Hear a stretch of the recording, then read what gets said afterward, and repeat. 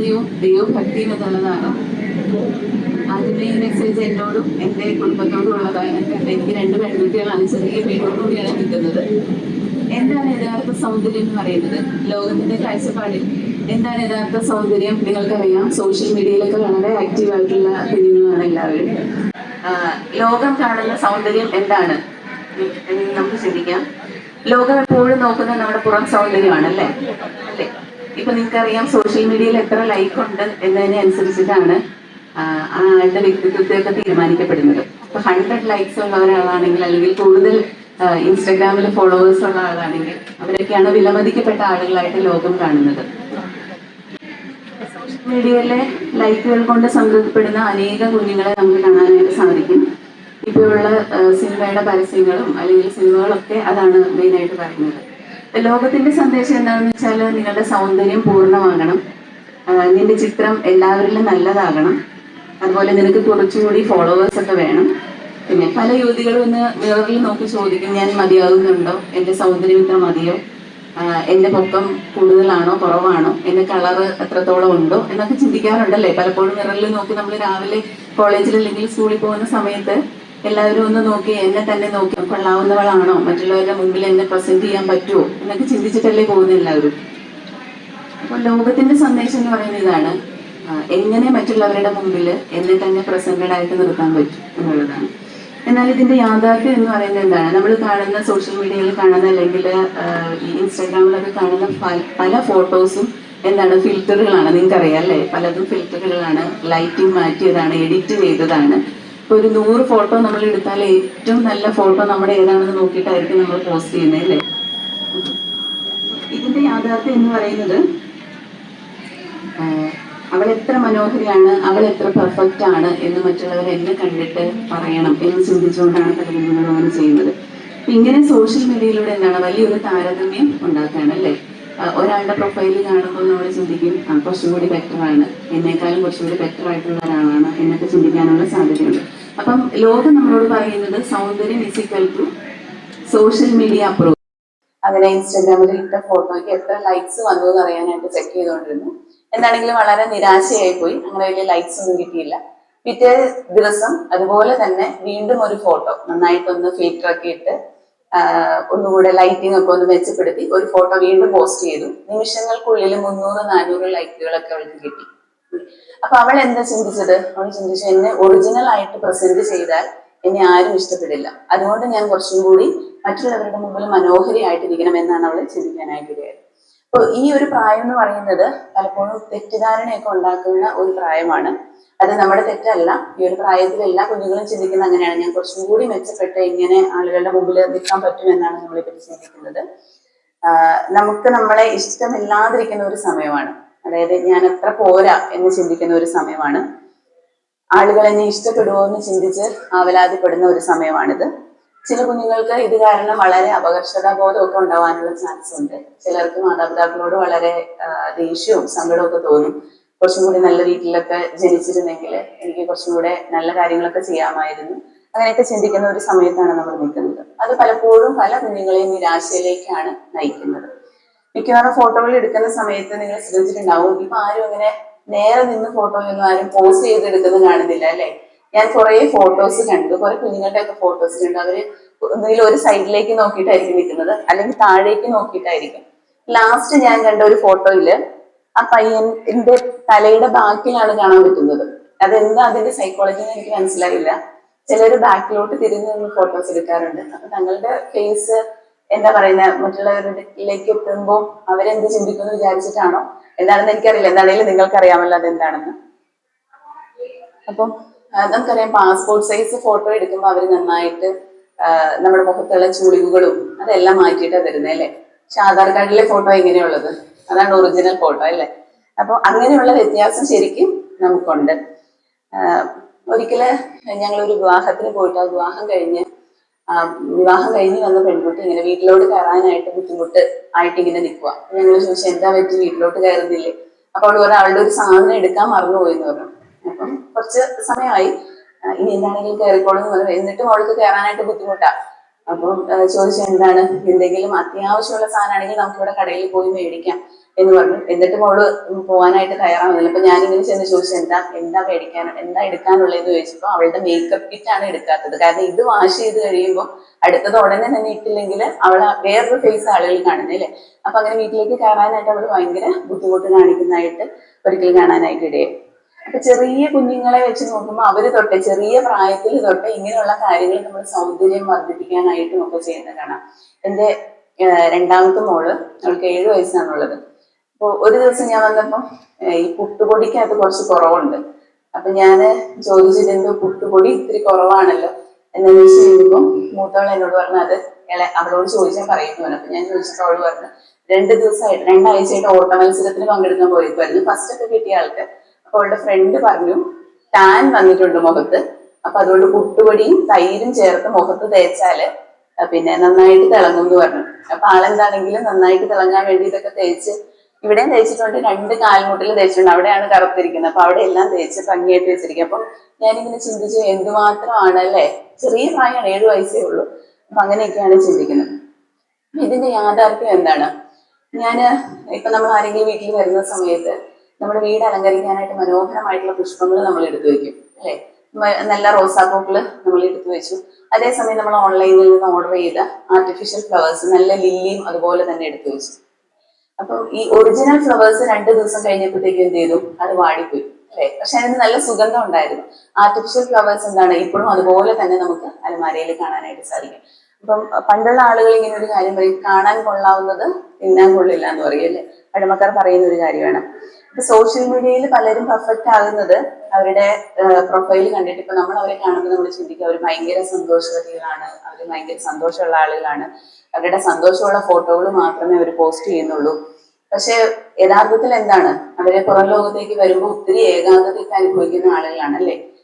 Full makeup, എപ്പോഴും makeup ധരിച്ചൊക്കെയാണ് അവരിയ്ക്കുന്നത്. അപ്പം അതുപോലെ ഫിലിം സ്റ്റാർസിനെയൊക്കെ നമ്മൾ നോക്കുമ്പോൾ അവരൊക്കെ എപ്പോഴും അങ്ങനെ, അതല്ലാതെ അവർക്ക് പുറത്തോട്ട് ഇറങ്ങാൻ സാധിക്കില്ല അല്ലെ. അവരുടെ ഒറിജിനൽ ഫേസിൽ അവർക്ക് പുറത്തോട്ട് ഇറങ്ങാൻ സാധിക്കുമോ? ഇല്ല. അപ്പൊ നമ്മൾ എന്താ ചിന്തിക്കുന്നത്, ഇവരെയൊക്കെ കാണുമ്പോൾ അവരുടെ ശരീരഘടന നല്ലതാണല്ലോ, എന്റെ കുറച്ചും കൂടി എനിക്കും അങ്ങനെയൊക്കെ ആയിരുന്നെങ്കിൽ കൊള്ളാമായിരുന്നു എന്നൊക്കെ പലപ്പോഴും നമ്മൾ ചിന്തിക്കാനുള്ള സാധ്യതകളുണ്ട്. സ്ഥിരമായിട്ട് സൗന്ദര്യ വർദ്ധക വസ്തുക്കളൊക്കെ ഉപയോഗിച്ചാൽ പറ്റുന്ന ചില പ്രശ്നങ്ങളൊക്കെ വരാനുള്ള സാധ്യതകളുണ്ട്. അതിനെപ്പറ്റി ഞാൻ ചെറുതായിട്ട് പറയാം. കോസ്മെറ്റിക്സ് എന്ന് പറയുന്ന വാക്ക് വന്നിരിക്കുന്നത് കോസ്മെറ്റിക്കോസ് എന്ന് പറയുന്ന ഒരു വാക്കിൽ നിന്നുമാണ് ഉണ്ടായത്. അപ്പൊ ഈ കോസ്മെറ്റിക്കോസ് എന്ന് പറയുന്നത് to beautify or to decorate എന്നാണ്. അപ്പൊ നമ്മളെ തന്നെ ഡെക്കറേറ്റ് ചെയ്യാൻ അല്ലെങ്കിൽ നമ്മളെ തന്നെ ബ്യൂട്ടിഫൈ ചെയ്യാനുള്ള ഒരു പ്രൊഡക്റ്റ് ആയിട്ടാണ് കോസ്മെറ്റിക്സ് ഇരിക്കുന്നത്.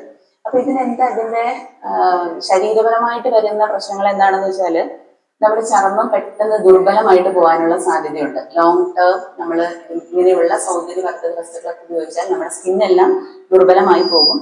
അതുപോലെ നേരത്തെ പ്രായം തോന്നാനായിട്ടുള്ള സാധ്യതയുണ്ട്.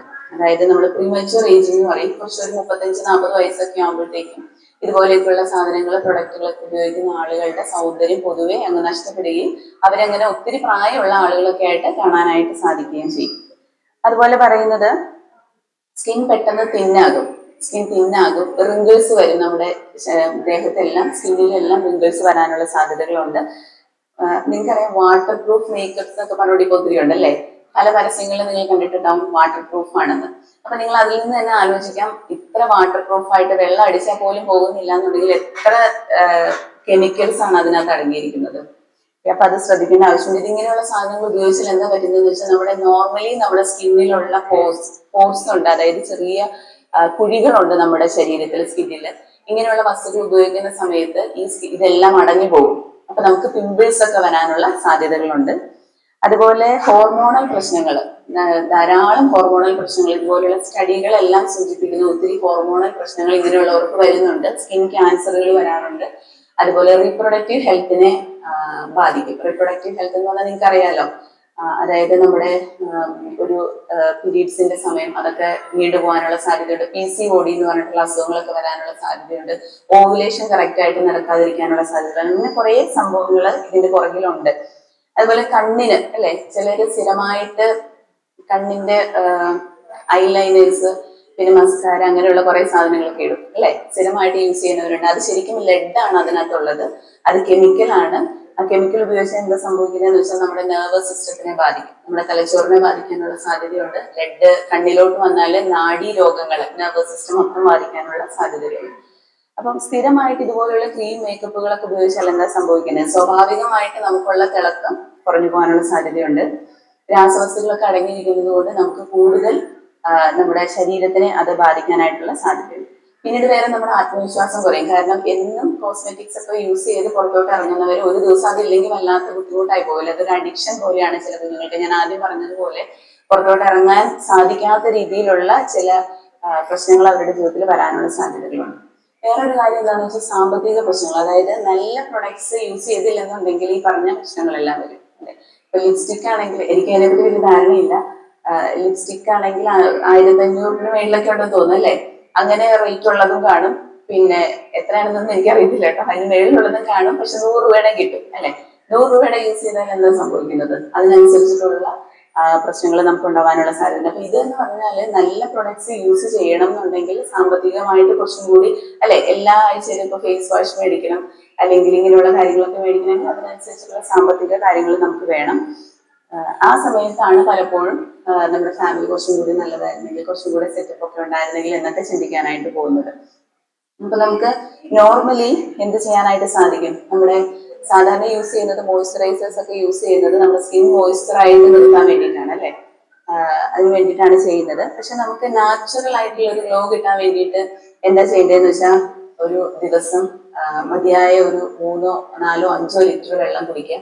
ഒരു അഡൽറ്റിന് പറയുന്നത് 8 ലിറ്റർ വെള്ളമെങ്കിലും കുടിക്കുന്നതാണ്. പക്ഷെ നിങ്ങൾക്ക് ഒരു 4, 5 ലിറ്റർ വെള്ളമെങ്കിലും കുടിക്കുക. അതുപോലെ തന്നെ ഇത് സ്കിന്നിനെ ഹൈഡ്രേറ്റ് ചെയ്ത് നിർത്തും. ധാരാളം വെള്ളം കുടിക്കുമ്പോൾ നമ്മുടെ ശരീരത്തിൽ എന്തുണ്ടാവും? ഹൈഡ്രേഷൻ ഉണ്ടാകും. അതുപോലെ ഹെൽത്തി ആയിട്ടുള്ള ഡയറ്റ്, ഇപ്പൊ വൈറ്റമിൻ സി അടങ്ങിയിട്ടുള്ള ഫുഡുകളൊക്കെ ഉണ്ട്, വൈറ്റമിൻ ഇ അടങ്ങിയിട്ടുള്ളതുണ്ട്, ചീര അങ്ങനത്തെ ഭക്ഷണ സാധനങ്ങളൊക്കെ ഉണ്ടല്ലോ. അങ്ങനെയുള്ളതൊക്കെ കഴിച്ചാൽ നമ്മുടെ ശരീരം ഹെൽത്തി ആയിട്ട് നിലനിർത്താനായിട്ട് നമുക്ക് സാധിക്കും. അതുപോലെ ഉറക്കം പൊതുവേ കുറവുള്ള ഒരു കാലഘട്ടമാണ് അല്ലേ. കാരണം ഫോണുകളും ഒക്കെ യൂസ് ചെയ്യുന്ന ഒരു സമയമാണ്. കുറെ സമയം രാത്രിയിൽ ഒരു 9:30, 10 മണിക്ക് ശേഷമൊക്കെ ആയിരിക്കും കൂടുതൽ യുവതികളൊക്കെ ഫോൺ യൂസ് ചെയ്യുന്നത്. അപ്പൊ എന്താണ്, സ്വാഭാവികമായിട്ടും ഉറക്കം നഷ്ടപ്പെടും. രാവിലെ വരെ ഉറങ്ങാതിരുന്നു കഴിഞ്ഞാൽ എന്താ സംഭവിക്കുന്നത്? അത് ബ്രെയിനിനെ ബാധിക്കും. അതുപോലെ നമ്മുടെ കണ്ണിന് ചുറ്റും കറുത്ത കളറൊക്കെ വരാനുള്ള സാധ്യതകളുണ്ട്. നമ്മുടെ ചർമ്മമൊക്കെ ഇരുണ്ടു പോകാനുള്ള സാധ്യതകളുണ്ട്. മതിയായ ഉറക്കം ഉണ്ടെങ്കിൽ നമുക്ക് എന്ത് ചെയ്യാം? നാച്ചുറൽ ആയിട്ടുള്ള ഒരു ഗ്ലോ കിട്ടുന്നതാണ്. നല്ല ആരോഗ്യവും നല്ല ജീവിതശൈലിയും ഒക്കെ ഉണ്ടെങ്കിൽ നമുക്ക് അങ്ങനെ ജീവിതത്തിൽ ലൈഫ് ലോങ് നമുക്ക് ഒരു ഗ്ലോ നിലനിർത്തിക്കൊണ്ട് പോകാനായിട്ട് സാധിക്കും. അപ്പം ഇതാണ് ലോകത്തിന്റെ കാഴ്ചപ്പാട് എന്ന് പറയുന്നത് അല്ലെ. എന്നാൽ ബൈബിൾ എന്താ പറയുന്നതെന്ന് നമുക്ക് നോക്കാം. ബൈബിൾ എന്താണ് സൗന്ദര്യത്തെ പറ്റി പറയുന്നത്? ഒന്നാമതായിട്ട് പറയുന്നത് ദൈവം നോക്കുന്നത് നമ്മുടെ ഹൃദയത്തെയാണ്. പുറം സൗന്ദര്യം അല്ല ദൈവം നോക്കുന്നത്, നമ്മുടെ ഹൃദയത്തെയാണ് ദൈവം നോക്കുന്നത്. 1 ശമൂവേൽ 16:7 നമ്മളിങ്ങനെ വായിക്കുന്നുണ്ട്. യഹോവ ശമൂവേലിനോട് അവന്റെ പൊക്കമോ മുഖമോ നോക്കരുത്, ഞാൻ അവനെ തള്ളിയിരിക്കുന്നു. മനുഷ്യൻ നോക്കുന്നത് പോലെയല്ല, മനുഷ്യൻ കണ്ണിന് കാണുന്നത് നോക്കുന്നു, യഹോവയോ ഹൃദയത്തെ നോക്കുന്നു. അപ്പൊ യഹോവ നോക്കുന്നത് എന്താണ്? നമ്മുടെ ഹൃദയത്തെയാണ് യഹോവ നോക്കുന്നത്. നമ്മുടെ ആന്തരിക സൗന്ദര്യം എന്തോരം ഉണ്ടെന്നുള്ളതാണ് യഹോവ നോക്കുന്നത്. അപ്പം രാജാവിനെ തിരഞ്ഞെടുക്കുമ്പോൾ ശമൂവേൽ വലിയവരെയും അതുപോലെ ശക്തരെയും നോക്കി തിരഞ്ഞെടുത്തു. പക്ഷെ ദൈവം തിരഞ്ഞെടുത്ത ചെറിയ ഇടയനായ ദാവീദിനെയായിരുന്നു. എപ്പോഴും ദൈവം നോക്കുന്നത് എന്താണ്? നമ്മുടെ ഹൃദയത്തിന്റെ അവസ്ഥ എന്താണ്, അല്ലെങ്കിൽ നമ്മുടെ ഹൃദയത്തിന്റെ സൗന്ദര്യം എന്തോന്നുണ്ടെന്നാണ് കർത്താവ് എപ്പോഴും നോക്കുന്നത്. അപ്പൊ അതുകൊണ്ട് ദൈവം എന്താണോ നമ്മെ പറ്റി ആഗ്രഹിക്കുന്നത് അതുപോലെ ജീവിക്കാനായിട്ട് നമ്മൾ ഓരോരുത്തരും നമ്മെ തന്നെ ശീലിപ്പിക്കേണ്ടതായ ആവശ്യമുണ്ട്. പിന്നീട് പറയുന്ന പുറമേയുള്ള സൗന്ദര്യം നശ്വരമാണെന്ന് പറയുന്നത്. സദൃശവാക്യങ്ങൾ 31:30 നിങ്ങൾ എല്ലാവരും കേട്ടിട്ടുണ്ടാവും. ഇങ്ങനെ പറയുന്നുണ്ട്, ലാവണ്യം വ്യാജവും സൗന്ദര്യം വ്യർത്ഥവുമാകുന്നു അല്ലെ. യഹോവ ഭക്തിയുള്ള സ്ത്രീയോ പ്രശംസിക്കപ്പെടുന്ന പറയുന്നത്. ഇവിടെ പറയുന്നത് സൗന്ദര്യം മങ്ങിപ്പോകും അല്ലെ. സൗന്ദര്യം എന്ന് നിലനിൽക്കുന്നല്ലേ. ഇപ്പം 29 വയസ്സിൽ ഇരുന്ന പോലെ അല്ല ഞാനിപ്പോൾ ഇരിക്കുന്നത് അല്ലെ. കുറച്ചുകൂടെ മുഖത്ത് പാടുകളൊക്കെ വന്നു, കറുത്ത പാടുകളൊക്കെ വന്നു. അപ്പൊ ഇനി 49 വയസ്സാകുമ്പോൾ അല്ലെ 59 വയസ്സാകുമ്പോൾ ഞാൻ ഇരിക്കുന്നത് ഇതുപോലെ ആയിരിക്കത്തില്ല. അങ്ങനെയാണ് നിങ്ങൾ ഓരോരുത്തരും അല്ലെ. അപ്പൊ ഇതെല്ലാം നഷ്ടപ്പെട്ടു പോകുന്നതാണ്, നമ്മുടെ സൗന്ദര്യം നഷ്ടപ്പെട്ടു പോകുന്നതാണ്. അതിനാൽ നമ്മുടെ സന്തോഷം എന്ന് പറയുന്നത് ഈ ബാഹ്യ സൗന്ദര്യത്തെ ആശ്രയിച്ചല്ല ഇരിക്കേണ്ടത്, ദൈവത്തിൽ ആശ്രയിച്ചാണ് ഇരിക്കേണ്ടത്. നമ്മൾ നമ്മുടെ ബാഹ്യ സൗന്ദര്യത്തെയാണ് ആശ്രയിച്ചിരിക്കുന്നതെങ്കിൽ നമുക്ക് എന്ത് സംഭവിക്കും? നമുക്ക് തീർച്ചയായിട്ടും നിരാശ ഉണ്ടാവാനുള്ള ഒരു സാധ്യതയുണ്ട്. ശാരീരിക സൗന്ദര്യം നമുക്കറിയാം കാലക്രമേണ മങ്ങുന്നു. അതുപോലെ നമുക്കറിയാം അല്ലെ, പ്രായമായി വരുമ്പോൾ നമ്മുടെ ശരീരത്തിൽ ചുളിവുകളൊക്കെ ഉണ്ടാവും. അതൊക്കെ നാച്ചുറലായിട്ട് സംഭവിക്കേണ്ട കാര്യങ്ങളാണ്. ഇപ്പൊ ഒത്തിരി ആളുകള് ഈ സൗന്ദര്യം നിലനിർത്തിക്കൊണ്ട് പോകാനായിട്ട് ഒരുപാട് കാര്യങ്ങൾ ചെയ്യുന്നുണ്ട് അല്ലെ. ഗ്ലൂട്ടാതയോൺ എന്നൊക്കെ പറഞ്ഞിട്ട് ഇഞ്ചക്ഷൻസ് ഒക്കെ എടുക്കുന്നുണ്ട് വെളുപ്പൊക്കെ കൂടാൻ വേണ്ടിയിട്ടൊക്കെ. അതൊക്കെ ഒത്തിരി കെമിക്കൽസ് അടങ്ങിയിരിക്കുന്നതാണ്. പിന്നീടുള്ള സമയങ്ങളിൽ ക്യാൻസർ പോലുള്ള മാരകമായിട്ടുള്ള അസുഖങ്ങളൊക്കെ വരാനുള്ള സാധ്യതകളുണ്ട്. അപ്പൊ അതുകൊണ്ട് ഉൽപ്പത്തി പുസ്തകം 1-ാം അധ്യായം അതിന്റെ 27-ാം വാക്യത്തിൽ നമ്മൾ ഇങ്ങനെയാണ് വായിക്കുന്നത്. ദൈവം നമ്മൾ സൃഷ്ടിച്ചത് എങ്ങനെയാണെന്ന് പറയുന്നത്, ദൈവത്തിന്റെ സ്വന്തം സ്വരൂപത്തിലും സാദൃശ്യത്തിലുമാണ് നമ്മളെ സൃഷ്ടിച്ചത് അല്ലെ. അപ്പൊ ദൈവത്തിന്റെ സ്വന്തം സ്വരൂപത്തിൽ സൃഷ്ടിച്ച നമ്മൾ എങ്ങനെയായിരിക്കണം, ദൈവത്തിന്റെ സാദൃശ്യത്തിൽ നമ്മൾ. നിങ്ങളൊന്ന് പരസ്പരം അങ്ങോട്ടും കൊടുത്തു നോക്കി, എത്ര സുന്ദരികളാണല്ലേ. ഒന്ന് നോക്കിക്കേ, ഒരു മേക്കപ്പും ഇല്ല, ഒന്നും ഇല്ലാതെ നമ്മൾ എത്ര സുന്ദരികളാണെന്ന് ആലോചിച്ച് നോക്കി. അപ്പൊ ദൈവം പറഞ്ഞേക്കുന്ന ദൈവത്തിന്റെ സാദൃശ്യത്തിലും സ്വരൂപത്തിലുമാണ് നമ്മൾ സൃഷ്ടിച്ചിരിക്കുന്നത്. അപ്പൊ ആ സൗന്ദര്യം നമുക്ക് ദൈവം തന്നതാണ്. അതുകൊണ്ട് ഒന്നിനെയും ഓർത്ത് നമ്മൾ പരാതിപ്പെടേണ്ട ആവശ്യമില്ല. പലപ്പോഴും നമ്മൾ പരാതിപ്പെടാറുണ്ട് അല്ലേ. ഞാൻ ഇടയ്ക്ക് ഓർക്കാറുണ്ട്, എനിക്ക് ഇച്ചിരി പൊക്കം കുറഞ്ഞിരുന്നെങ്കിൽ നല്ലതായിരുന്നു എന്ന് അല്ലെ. എങ്ങനെ ചിന്തിക്കാറുണ്ടോ, ഞാൻ കുറച്ചുകൂടി വെളുത്തിരുന്നെങ്കിൽ, എനിക്ക് കുറച്ചുകൂടി കളറ് ഉണ്ടായിരുന്നെങ്കിൽ, പൊക്കം കൂടിയിരുന്നെങ്കിൽ, കുറഞ്ഞിരുന്നെങ്കിൽ, അങ്ങനെയൊക്കെ ചിന്തിക്കാറുണ്ടല്ലേ. പക്ഷെ ഇവിടെ എന്താ പറയുന്നത്, ദൈവം സൃഷ്ടിച്ചിരിക്കുന്നത് ദൈവത്തിന്റെ സ്വന്തം സ്വരൂപത്തിലും സാദൃശ്യത്തിലുമാണ്. സങ്കീർത്തനങ്ങൾ 139:14 നമ്മൾ ഇങ്ങനെ വായിക്കുന്നുണ്ട്, ഭയങ്കരവും അതിശയകരവുമായി എന്നെ സൃഷ്ടിച്ചിരിക്കാൻ ഞാൻ നിനക്ക് സ്തോത്രം ചെയ്യുന്നു. അപ്പൊ എപ്പോഴും നമ്മൾ എന്ത് ചെയ്യണം, ദൈവത്തോട് നന്ദിയുള്ളവരായിരിക്കണം അല്ലെ. എന്നെ സൃഷ്ടിച്ചത് ഭയങ്കരവും അതിശയകരവുമായിട്ടാണ് ദൈവം സൃഷ്ടിച്ചത്. എന്റെ അമ്മയുടെ ഉദരത്തിലായിരുന്ന സമയത്ത് തന്നെ ദൈവം എന്നെ കണ്ടിട്ടുണ്ട്. അതുകൊണ്ട് ഞാൻ ദൈവത്തിന് എപ്പോഴും നന്ദിയുള്ളവളായിരിക്കണം. ആ ദൈവത്തിന്റെ സ്വരൂപത്തിൽ എന്നെ സൃഷ്ടിച്ചത് ഓർത്ത് ഞാൻ എപ്പോഴും ദൈവത്തിന് നന്ദി പറഞ്ഞുകൊണ്ടിരിക്കണം എന്നാണ് നമ്മൾ വചനത്തിൽ വായിക്കുന്നത്. മൂന്നാമതായിട്ട് പറയുന്നത് യഥാർത്ഥ സൗന്ദര്യം എന്ന് പറയുന്നത് ഉള്ളിലെ മനുഷ്യനാണ്. 1 പത്രോസ് 3:3-4 വാക്യങ്ങള് നിങ്ങൾ നോട്ട് ചെയ്താൽ മതി, പിന്നീട് വായിച്ചാൽ മതി. അവിടെ നമ്മൾ ഇങ്ങനെയാണ് വായിക്കുന്നത്, നിങ്ങളുടെ അലങ്കാരം എന്ന് പറയുന്നത് തലമുടി പിന്നുന്നതോ അല്ലെങ്കിൽ പൊന്നണിയുന്നതോ വസ്ത്രം ധരിക്കുന്നത് ഇങ്ങനെയുള്ള പുറമേ ഉള്ളതല്ല, സൗമ്യതയും സാവധാനതയുമുള്ള മനസ്സ് എന്ന അക്ഷയഭൂഷണമായ ഹൃദയത്തിന്റെ ഗൂഢമനുഷ്യൻ തന്നെ ആയിരിക്കും എന്ന ദൈവസന്നിധിയിൽ വിലയേറിയതാകുന്നു. ഇങ്ങനെയല്ലോ പണ്ട് ദൈവത്തിൽ പ്രത്യാശ വെച്ചിരുന്ന വിശുദ്ധ സ്ത്രീകൾ തങ്ങളെ തന്നെ അലങ്കരിച്ചത്. അപ്പൊ അങ്ങനെ സ്ത്രീകൾ പണ്ട് അലങ്കരിച്ചിരുന്നത് എങ്ങനെയാണ്, ഇങ്ങനെയുള്ള കാര്യങ്ങൾ കൊണ്ടൊന്നും അല്ല, സൗമ്യതയും സാവധാനതയുള്ള മനസ്സുകൊണ്ടാണ് അവര് ദൈവത്തിന് കീഴടങ്ങിയിരുന്നത്. ഇവിടെ പറയുന്നത് സ്വർണ്ണാഭരണങ്ങളോ അല്ലെങ്കിൽ വില കൂടിയ മേക്കപ്പുകളോ അങ്ങനെയുള്ള ഒന്നും അല്ല നമ്മളെ നിലനിർത്തിക്കൊണ്ട് പോകുന്നതെന്നാണ് ദൈവവചനം ഓർമ്മിപ്പിക്കുന്നത്. യഥാർത്ഥ സൗന്ദര്യത്തിന്റെ മാതൃക യേശുക്രിസ്തുവാണ് അല്ലെ. നമ്മള് യെശയ്യാവ് 53-ാം അധ്യായത്തിൽ എങ്ങനെയാ വായിക്കുന്നത്, അവന്റെ രൂപഗുണമില്ല, കോമളത്വമില്ല, കണ്ടാൽ ആഗ്രഹിക്കത്തക്ക സൗന്ദര്യവുമില്ല, നാം അവനെ ആദരിച്ചിരുന്നില്ല. അപ്പം ഇവിടെ നാം കാണുന്നത് ലോകത്തിന്റെ കാഴ്ചയിൽ യേശു മഹത്വമുള്ളവനായിരുന്നില്ല അല്ലെ. പക്ഷെ നമ്മുടെ പാപങ്ങൾക്ക് വേണ്ടി മരിച്ചു അടക്കപ്പെട്ടു നമുക്ക് വേണ്ടി തകർക്കപ്പെട്ട ഒരു കർത്താവിനെ നമുക്ക് കലോത്മോശിൽ കാണാനായിട്ട് സാധിക്കും. അപ്പൊ ഈ സൗന്ദര്യത്തിന് നമ്മൾ പാടുമ്പോൾ പാടും അല്ലെ, ആയിരങ്ങളിൽ സുന്ദരൻ, നമ്മുടെ കർത്താവ് സുന്ദരനാണ്. എന്നാൽ ലോകം കർത്താവിനെ കണ്ടത് എങ്ങനെയാണ് എന്ന് നമുക്ക് കാണാനായിട്ട് സാധിക്കും. ഇനി ദൈവഭക്തി എന്താണ്, ദൈവഭക്തി എന്ന് പറയുന്നത് എന്താണ്? 1 തീമോഥെയോസ് 4-ാം അധ്യായം അതിന്റെ 8-ാം വാക്യത്തിൽ നമ്മൾ വായിക്കുന്നത് എങ്ങനെയാണ്, ദൈവഭക്തി എന്ന് പറയുന്നത് ഇപ്പോഴുള്ള ജീവന്റെയും വരുവാനിരിക്കുന്നതിന്റെയും വാഗ്ദത്തമുള്ളതാകിയാൽ സകലത്തിനും പ്രയോജനകരമാകുന്നു. നാം കാണുന്ന ദൈവഭക്തി എന്ന് പറയുന്നത് എല്ലാത്തിനും പ്രയോജനകരമായ ഒന്നാണ്. ദൈവഭക്തി എന്ന് പറയുന്ന ചെറിയൊരു വാക്കുകൊണ്ട് നമുക്കങ്ങനെ മാറ്റി നിർത്താനായിട്ട് പറ്റത്തില്ല. കുറെ കാര്യങ്ങൾ അതിനകത്ത് അടങ്ങിയിട്ടുണ്ടല്ലേ. ദൈവത്തിന്റെ കൽപ്പനകൾ അനുസരിക്കുക എന്നുള്ളതാണ് യഥാർത്ഥമായിട്ടുള്ള ഒരു ദൈവഭക്തി എന്ന് പറയുന്നത്. ദൈവത്തിന്റെ കൽപ്പനകൾ അനുസരിക്കുന്നത് യോഹന്നാൻ 14:15 നമ്മൾ ഇങ്ങനെ വായിക്കും, നിങ്ങൾ എന്നെ സ്നേഹിക്കുന്നുവെങ്കിൽ എന്റെ കൽപ്പനകളെ അനുസരിക്കും. നമ്മൾ കർത്താവിനെ യഥാർത്ഥമായിട്ട് സ്നേഹിക്കുന്നുണ്ടെങ്കിൽ കർത്താവിന്റെ കൽപ്പനകൾ നമുക്ക് അനുസരിക്കാനായിട്ട് സാധിക്കും. അതുപോലെ ദൈവം നമ്മോട് കൽപ്പിച്ചിട്ടുള്ള കാര്യങ്ങൾ ചെയ്യുന്നതാണ് എന്ന് പറയുന്നത് ദൈവത്തിന്റെ കൽപ്പനകൾ അനുസരിക്കുക എന്ന് പറയുന്നത്. ദൈവകൽപ്പനകളെ ലംഘിക്കുന്നത് എന്താണ്? തീർച്ചയായിട്ടും നമ്മൾ പാപം ചെയ്യുമ്പോൾ ദൈവത്തിന്റെ കൽപ്പനകളെ ലംഘിക്കുക ചെയ്യുന്നത് അല്ലെ. അപ്പൊ അത് ദൈവം നമ്മളെ അനുവദിക്കുന്നില്ല. യഥാർത്ഥ ദൈവഭക്തി എന്ന് പറയുന്നത് ദൈവത്തിന്റെ കൽപ്പനകൾ അനുസരിക്കുക എന്നുള്ളതാണ്. അതുപോലെ ദൈവത്തെ ഭയപ്പെടുക. ദൈവത്തെ ഭയപ്പെടുക എന്ന് പറഞ്ഞാൽ എന്താണ്? ദൈവത്തെ പേടിക്കുക എന്നുള്ള അർത്ഥമാണ് വരുന്നത്. അല്ല, ദൈവത്തെ ഭയപ്പെടുക എന്ന് പറഞ്ഞാൽ ദൈവത്തെ ആരാധിക്കുക, ദൈവത്തിന് വേണ്ടത്ര മഹത്വം കൊടുക്കുക, നമ്മൾ അതുപോലെ തന്നെ വേണ്ടത്ര ജാഗ്രതയോടുകൂടി നാം നമ്മെ തന്നെ സൂക്ഷിക്കുക എന്നതൊക്കെയാണ് ദൈവത്തെ ഭയപ്പെടുക എന്നതുകൊണ്ട് ഉദ്ദേശിക്കുന്നത്. ഉദാഹരണത്തിന് ഇപ്പം ആരും കാണാത്ത സ്ഥലത്ത് അല്ലെ, അല്ലെങ്കിൽ നമ്മളൊരു പ്രൈവസി ഉള്ള സ്ഥലങ്ങളിൽ നമ്മൾ എങ്ങനെയാണ് ദൈവത്തെ ഭയപ്പെട്ടാണോ ജീവിക്കുന്നത്, അല്ലെങ്കിൽ നമ്മുടെ ഇഷ്ടത്തിനാണോ നമ്മൾ ജീവിക്കുന്നത്, നമ്മൾ ചിന്തിക്കേണ്ടതായിട്ടുള്ള ആവശ്യമുണ്ട്. ജോസഫിന്റെ ജീവിതത്തിൽ നമ്മൾ ചിന്തിക്കുമ്പോൾ നമുക്കറിയാം യോസെഫ് എങ്ങനെയാണ് പാപത്തിൽ നിന്ന് ഒഴിഞ്ഞത് അല്ലെ. ആരും യോസെഫിനെ കാണില്ലായിരുന്നു, പക്ഷെ യോസെഫിന് ഒരു ബോധം ഉണ്ടായിരുന്നു. എന്താണ്? ദൈവം യോസെഫിനെ നോക്കുന്നുണ്ട്, അതുകൊണ്ട് ഒരിക്കലും തെറ്റ് ചെയ്യാനായിട്ട് പാടില്ല എന്നൊരു ബോധം യോസെഫിനുണ്ടായിരുന്നു. അപ്പം നമ്മുടെ ജീവിതത്തിൽ നമ്മൾ എങ്ങനെയാണ് മറ്റാരും കാണില്ല എന്ന് ചിന്തിക്കുന്ന സമയത്തിലും നമ്മളെ കാണുന്ന നമ്മളെ വീക്ഷിക്കുന്ന ഒരു ദൈവമുണ്ട് അല്ലെ. അപ്പൊ ദൈവത്തിന്റെ മുമ്പിൽ ഏറ്റവും ഭയത്തോടും ഭക്തിയോടും നിൽക്കുക എന്നുള്ളതാണ് ദൈവഭക്തി കൊണ്ട് ഉദ്ദേശിക്കുന്നത്. മൂന്നാമതായിട്ട് പറയുന്നത് നമ്മുടെ പ്രാർത്ഥനാ ജീവിതം. എങ്ങനെ നമ്മൾ നമ്മെ തന്നെ ഒന്ന് വിലയിരുത്തണം. നമ്മുടെ പ്രാർത്ഥനാ ജീവിതം എങ്ങനെയുള്ളതാണ്, നമ്മൾ എത്ര സമയം പ്രാർത്ഥിക്കാനായിട്ട് എടുക്കുന്നുണ്ട്, അല്ലെങ്കിൽ നമ്മൾ രാവിലെയുള്ള 5 മിനിറ്റ് പ്രാർത്ഥനയാണോ, വൈകിട്ടത്തെ 5 മിനിറ്റ് ആണോ, അത് രാവിലെ പെട്ടെന്ന് സ്കൂളിൽ പോകാൻ അല്ലെങ്കിൽ കോളേജിൽ പോകാനുള്ളതുകൊണ്ട് 5 മിനിറ്റ് അത് 2 മിനിറ്റ് ആയിട്ട് കുറയുന്നുണ്ടോ, വൈകിട്ട് നമ്മൾ എത്ര സമയം ദൈവസന്നിധിയിൽ ഇരിക്കുന്നുണ്ട് നാം പ്രാർത്ഥിക്കുന്നത്. അപ്പൊ ദൈവമായിട്ടുള്ള ഒരു കമ്മ്യൂണിക്കേഷൻ ആണല്ലേ, ദൈവമായിട്ട് നല്ലൊരു കമ്മ്യൂണിക്കേഷൻ നമ്മൾ നിലനിർത്തിക്കൊണ്ട് പോകേണ്ടതായിട്ടുള്ള ആവശ്യമുണ്ട്. അപ്പൊ ദൈവവുമായിട്ട് സംസാരിക്കുന്നതും അതുപോലെ മനസ്സിനെ ശാന്തമാകാനായിട്ട് സാധിക്കും. നമ്മൾ ഉൽപ്പത്തി പുസ്തകത്തിൽ വായിക്കുന്നത് മോശ പർവ്വതത്തിൽ നിന്ന് ഇറങ്ങി വന്നപ്പോൾ മോശയുടെ ത്വക്ക് തിളങ്ങുന്നതായിട്ട് കണ്ടുവന്ന് നമ്മൾ വായിക്കുന്നുണ്ട്. അപ്പൊ ദൈവത്തോട് അടുത്തിരുന്നപ്പോഴാണ് മോശയുടെ ത്വക്ക് തിളങ്ങിയതായിട്ട് നമ്മൾ കാണുന്നത്. അപ്പൊ നാം എത്രത്തോളം ദൈവത്തോട് അടുത്താണ് ഇരിക്കുന്നത് അതുപോലെ നമ്മുടെ സ്കിന്നിന് എന്തുണ്ടാകും, ഗ്ലോ ഉണ്ടാവും അല്ലെ. അപ്പൊ അതുകൊണ്ട് ദൈവമായിട്ട് എപ്പോഴും അടുത്തിരിക്കാനായിട്ട് ദൈവം നമ്മളെ സഹായിക്കട്ടെ. ദൈവത്തോട് നല്ല ചിന്തകള് നമ്മുടെ ജീവിതത്തിൽ വരുമ്പോൾ തീർച്ചയായിട്ടും നമുക്കൊരു പോസിറ്റിവിറ്റി തോന്നും അല്ലെ. നെഗറ്റീവ് തോട്ട്സ് ആണെങ്കിലോ ഒരിക്കലും നമുക്ക് ചിരിച്ചുകൊണ്ടിരിക്കാനായിട്ട് സാധിക്കില്ല. അപ്പൊ അതുകൊണ്ട് നല്ല ചിന്തകൾ നമ്മുടെ മനസ്സിൽ വരാനായിട്ട് സഹായിക്കട്ടെ. അങ്ങനെ വരണമെന്നുണ്ടെങ്കിൽ എന്താ ചെയ്യേണ്ടത്, ദൈവമായിട്ട് ചേർന്ന് ഇരുന്നാൽ മാത്രമേ നമുക്ക് നല്ല ഒരു ദൈവമായിട്ട് അടുപ്പത്തിൽ ഇരുന്നാൽ മാത്രമേ നമുക്ക് നമ്മുടെ ജീവിതത്തിൽ സന്തോഷം വരുള്ളൂ. ദൈവജീവിതത്തിൽ നമ്മൾ വായിക്കുന്നുണ്ടല്ലോ, സന്തോഷ പരിപൂർണത ഉള്ളത് എവിടെയാണ്, ദൈവസന്നിധിയിലാണ്. അപ്പൊ അതുകൊണ്ട് ദൈവത്തോട് ചേർന്നിരിക്കാനായിട്ട് ദൈവം നമ്മളെ സഹായിക്കും. പിന്നീട് പറയുന്നത് വിശുദ്ധ ജീവിതം നയിക്കുക.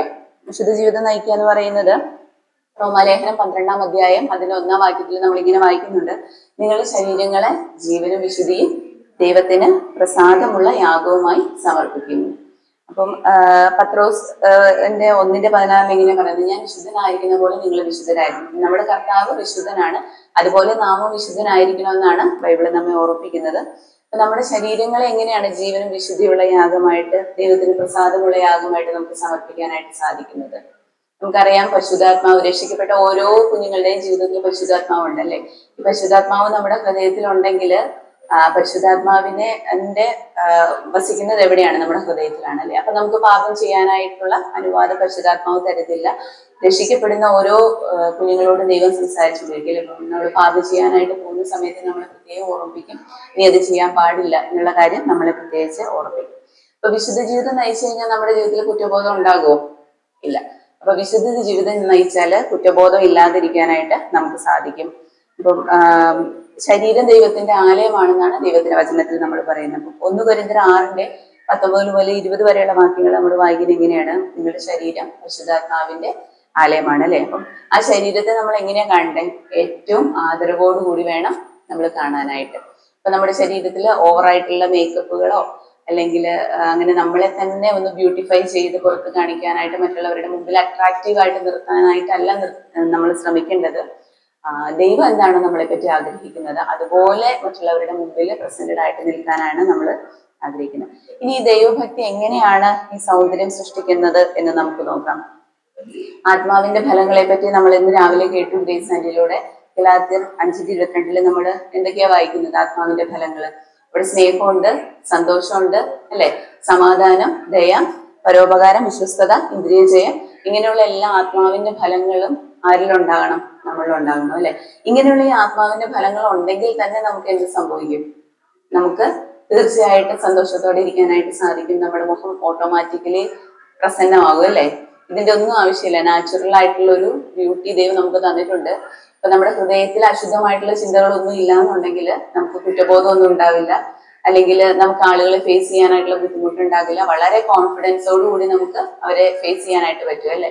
മാതാപിതാക്കളെ ഫേസ് ചെയ്യാൻ പറ്റും, സഭയിലുള്ളവരെ ഫേസ് ചെയ്യാൻ പറ്റും. നമുക്ക് നമ്മളോടുള്ള ഒരു കോൺഫിഡൻസ് വർദ്ധിക്കും. അപ്പൊ എന്താ ചെയ്യേണ്ടത്, ദൈവമായിട്ട് അടുത്തൊരു ബന്ധത്തിലാണ് ഇരിക്കുന്നതെങ്കിൽ നമ്മൾ ആദ്യം കേട്ടതുപോലെ മോശ ദൈവത്തിന്റെ സന്നിധിയിൽ നിന്ന് ഇറങ്ങി വന്നപ്പോൾ മോശയെ ത്വക്ക് പ്രകാശിച്ചിരുന്നത് പോലെ നമ്മളെ കാണുന്ന ആളുകളും വളരെ സുന്ദരികളായിട്ട് കാണാനായിട്ട് ഇടയാകും. അപ്പം ആത്മീയമായിട്ടുള്ള അലങ്കാരം എന്ന് പറയുന്നത് ആദ്യം പറഞ്ഞതുപോലെ നമ്മൾ പൊന്നണിയുന്നതോ അല്ലെങ്കിൽ തലമുടി പിന്നുന്നതോ അങ്ങനെ വസ്ത്രധാരണം ചെയ്യുന്നതോ അങ്ങനെയൊന്നുമല്ല.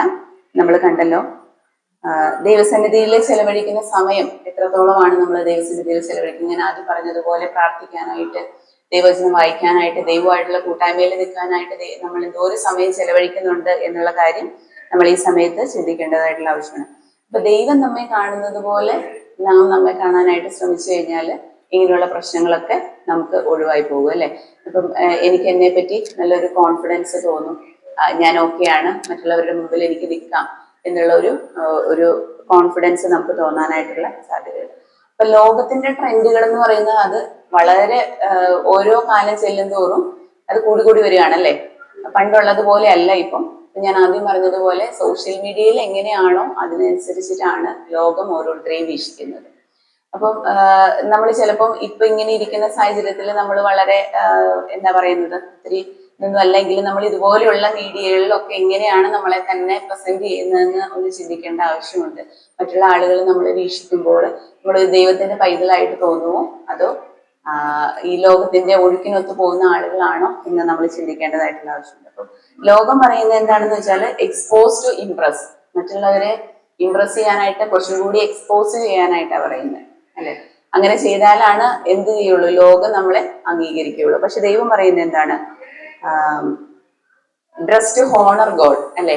നമ്മുടെ വസ്ത്രധാരണങ്ങളും നമ്മള് വിശ്വാസികളായിട്ടുള്ള ഒരു ദൈവ പൈതല് നമ്മുടെ വസ്ത്രം കൊണ്ട് നമ്മൾ നടക്കുമ്പോഴും നമ്മൾ സംസാരിക്കുമ്പോഴും എല്ലാം ഇതിൽ നിന്നെല്ലാം എന്താണ് ദൈവം ആഗ്രഹിക്കുന്നത്, ദൈവത്തിന്റെ നാമം ബോധ്യപ്പെടണം എന്നുള്ളതാണ്. അപ്പൊ അതിനകത്ത് നമ്മുടെ ഡ്രസ്സിങ് നമ്മൾ ഒത്തിരി ശ്രദ്ധിക്കേണ്ട ആവശ്യമുണ്ടല്ലേ. നമ്മൾ ഒത്തിരി വൾഗറായിട്ട് ഡ്രസ്സ് ധരിക്കാതിരിക്കുക. ആര് നോക്കിയാലും എബ്രഹാം ബ്രദർ മിക്കവാറും പറയും മുമ്പിൽ നിന്ന് നോക്കിയാലും പുറകിൽ നിന്ന് നോക്കിയാലും എവിടെ നിന്ന് നോക്കിയാലും പെൺകുട്ടിയാണെന്ന് തോന്നണം എന്നതുപോലെ ആയിരിക്കണം നമ്മുടെ വസ്ത്രധാരണം എന്ന് പറയുന്നത്. അപ്പൊ അങ്ങനെ ആയിരിക്കണം നമ്മളെപ്പോൾ, അത് പ്രത്യേകം ശ്രദ്ധിക്കേണ്ട ആവശ്യമുണ്ട്. ആളുകൾ നമ്മളെ കാണുമ്പോൾ നമ്മുടെ വസ്ത്രധാരണം കൊണ്ട് നമ്മളെ അട്രാക്ട് ചെയ്യുകയാണോ ചെയ്യേണ്ടത്, അതോ നമ്മുടെ സ്വഭാവം കൊണ്ട് നമ്മുടെ ദൈവത്തിലുള്ള നമ്മുടെ ആശ്രയവും വിശ്വാസമൊക്കെ കണ്ടിട്ട് ആ പെൺകുട്ടി കൊള്ളാം, അവള് ദൈവത്തിൽ ആശ്രയിക്കുന്ന ഒരാളാണ് എന്നാണോ പറയേണ്ടത് എന്ന് നമ്മൾ നമ്മെ തന്നെ ചിന്തിക്കേണ്ടതായിട്ടുള്ള ആവശ്യമുണ്ട്.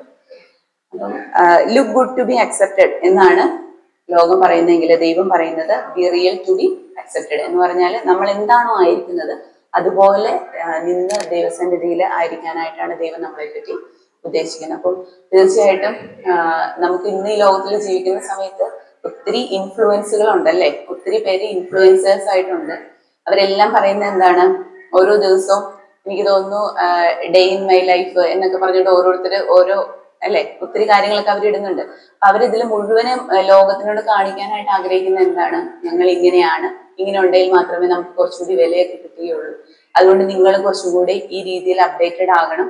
ഈ രീതിയിൽ അപ്ഡേറ്റഡ് ആകാതിരിക്കുന്ന കുഞ്ഞുങ്ങളെ പൊതുവെ എന്ത് പറയും, അവയെ വലിയ ഇതൊന്നും ഇല്ല എന്ന് വെച്ചാൽ ഒരു 80s പോലെ ആയിരിക്കുന്നത്, അല്ലെങ്കിൽ അവരങ്ങനെ ചിന്തിക്കുന്നില്ല, സൗന്ദര്യത്തെ പറ്റി വേണ്ടത്ര കാഴ്ചപ്പാടില്ലാത്ത ആളുകളാണ് എന്നൊക്കെയാണ് ലോകം നമ്മളെ പറ്റി പറയുന്നത്. അല്ലെങ്കിൽ സോഷ്യൽ മീഡിയ വളരെയധികം ഇൻഫ്ലുവൻസ്ഡ് ആയിട്ടുള്ള ഒരു കാലത്താണ് നമ്മളായിരിക്കുന്നത്. നമ്മളെപ്പോഴും ചിന്തിക്കേണ്ട എന്താണെന്ന് വെച്ചാൽ ദൈവവുമായിട്ട് നമ്മുടെ ബന്ധം എങ്ങനെയാണ്. ദൈവം എപ്പോഴും നോക്കുന്നത് നമ്മുടെ ഹൃദയത്തിന്റെ സൗന്ദര്യമാണ്. ദൈവം നമ്മളെ നോക്കുമ്പോൾ നമ്മുടെ പുറമേ ഉള്ള നമ്മുടെ കണ്ണെങ്ങനെയാണ്, അല്ലെങ്കിൽ നമ്മൾ എങ്ങനെയാണ് ഇരിക്കുന്നത്, നമ്മുടെ കളർ എങ്ങനെയാണ്, അതൊന്നും അല്ല ദൈവം നോക്കുന്നത്, നമ്മുടെ ഹൃദയത്തിന്റെ സൗന്ദര്യമാണ് നോക്കുന്നത്. അപ്പൊ അതുകൊണ്ട് നാം എന്താ ചെയ്യേണ്ടത്, ദൈവസന്നിധിയിൽ എല്ലാ ദിവസവും നമ്മൾ പ്രാർത്ഥിക്കാനായിട്ട്, പ്രാർത്ഥന ഇല്ലാത്ത കുഞ്ഞുങ്ങളാണെങ്കിൽ പ്രാർത്ഥിക്കാനായിട്ട് സ്റ്റാർട്ട് ചെയ്യണം. ദൈവമായിട്ട് നല്ലൊരു ബന്ധത്തിലേക്ക് വരണം. അതുപോലെ ബൈബിള് ദൈവവചനം വായിക്കാനായിട്ട് സ്റ്റാർട്ട് ചെയ്യണം. ദൈവവചനം വായിക്കുമ്പോൾ എന്താ, ലോകത്തിന്റെ ചിന്തകൾ നമ്മുടെ ഉള്ളിലേക്ക് വരുന്നതിന് മുന്നേ ദൈവവചനത്തിൽ നമ്മൾ സമയം ചെലവഴിക്കുകയാണെങ്കിൽ, രാവിലെ നിങ്ങൾ കോളേജിൽ പോകുന്നതിന് മുന്നേ അല്ലെങ്കിൽ സ്കൂളിൽ പോകുന്നതിന് മുന്നേ ബൈബിളൊക്കെ വായിച്ചിട്ട് നിങ്ങൾ പോവുകയാണെന്നുണ്ടെങ്കിൽ ലോകത്തിന്റെ ചിന്തകൾ നമ്മുടെ ഹൃദയത്തിലേക്ക് വരുന്നതിന് മുന്നേ എന്ത് ചെയ്യാൻ പറ്റും, ദൈവത്തിന്റെ വചനങ്ങൾ നമ്മുടെ ഹൃദയത്തിൽ ഉണ്ടാവും അല്ലെ.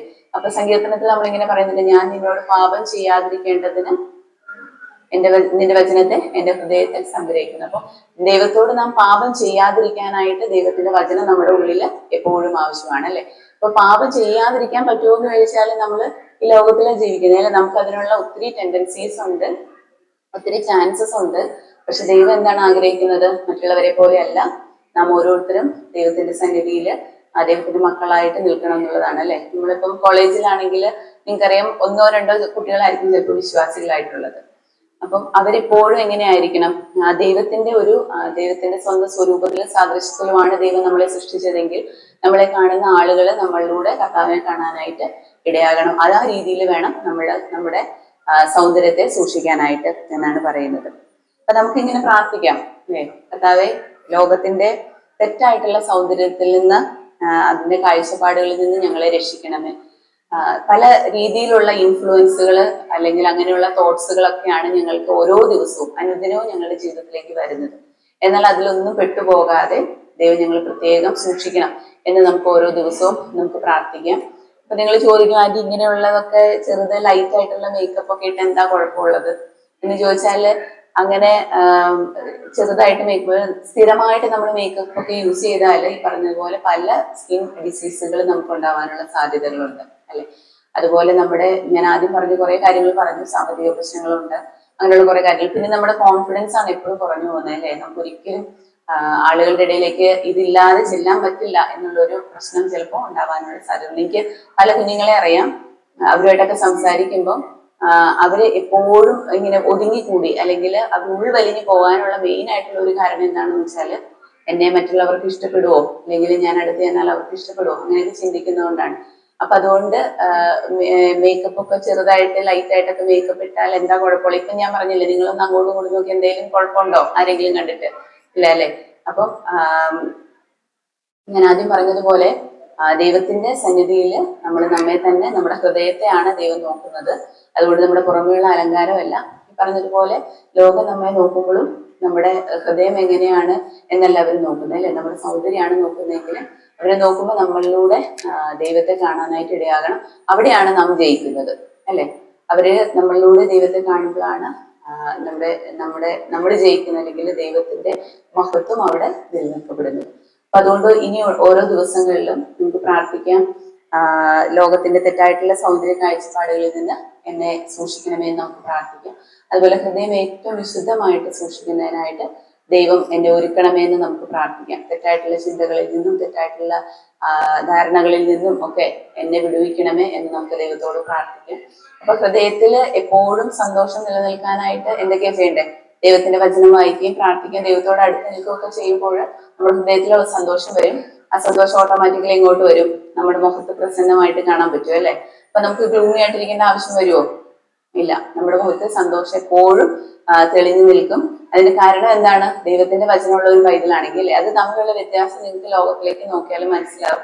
കുറച്ച് മുഖത്തെല്ലാം മേക്കപ്പ് ഒക്കെ ഇട്ട് വന്നിരിക്കുന്ന ഒരാളും ദൈവഭക്തിയോടെ നിൽക്കുന്ന ഒരു രണ്ടുപേരെ നമുക്ക് താരതമ്യം ചെയ്ത് നോക്കിയാൽ അവരുടെ മുഖത്ത് കൂടുതൽ പ്രസന്നമായിരിക്കുന്നത് ആരായിരിക്കും?